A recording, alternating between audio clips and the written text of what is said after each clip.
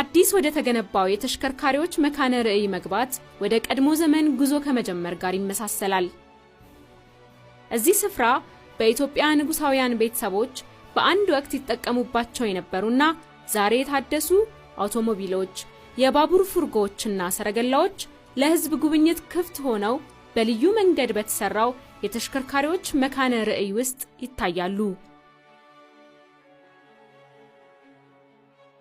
እነኚህ እጅግ ምቹና ከመላው ዓለም የተሰባሰቡ የመኪና ቅርሶች የመንግስት ትራንስፖርት የክብርና ሞገስ ብሎም የዘመናዊ ጠቀሜታ ምልክት ነበሩ።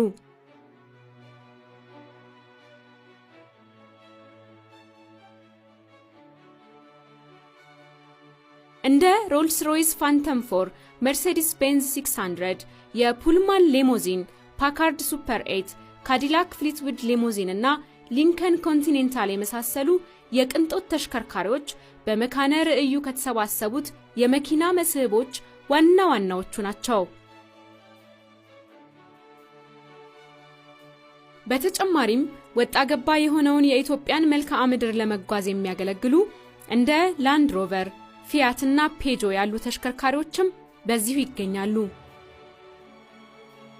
ጠቅላይ ሚኒስትር አብይ አህመድ በብሔራዊ ቤተ መንግስት ውስጥ የኢትዮጵያን የመጀመሪያ ዘመናዊ ተሽከርካሪዎች መካነ ርዕይ ግንባታ በግንባር ቀደምትነት እስከሚያስጀምሩበት ጊዜ ድረስ እነዚህ ተሽከርካሪዎች በመጋዘን ውስጥ አስታዋሽ በማጣት አቧራ ለብሰው ይኖሩ ነበር።